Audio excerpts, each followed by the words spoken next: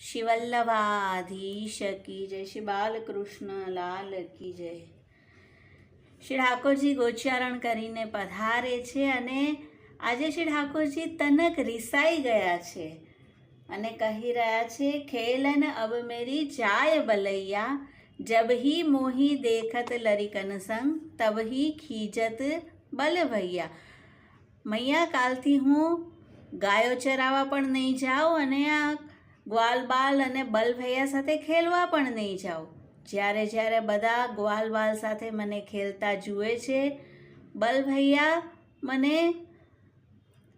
હંમેશા કહે છે, મોસો કહે તાત વસુદેવા, તારા પિતા તો વસુદેવ છે, દેવકી તારી મૈયા છે અને મોલથી અમે તને અહીંયા છલ કરીને રાખ્યો છે।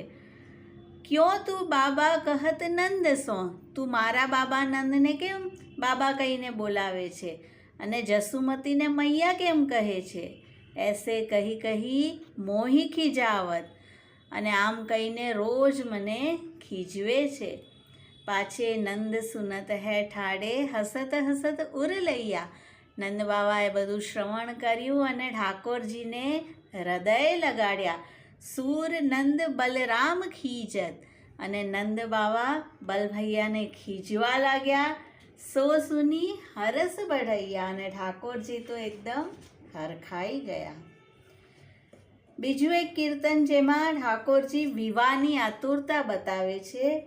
લલન કી બાત પે બલ જઈએ, હસી તુતરાત કહત મૈયાસો, દુલ્હન મોકો चाहिए।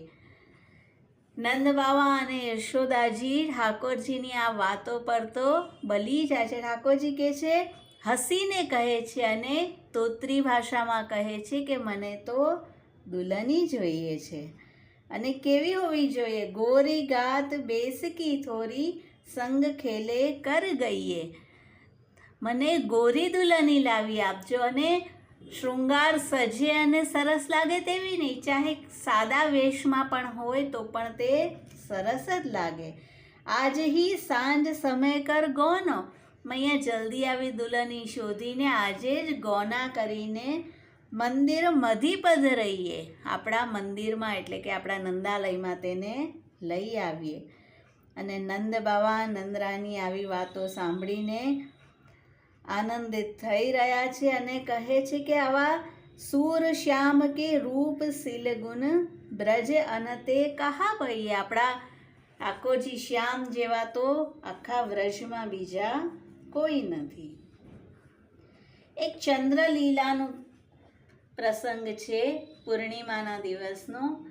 ઠાડી અજીર જસોદા અપને સુત હી લીએ ચંદા દિખરાવત, મતી રો બલી જાઓ તિહારી, દેખો તો છબી નૈન જુડાવત।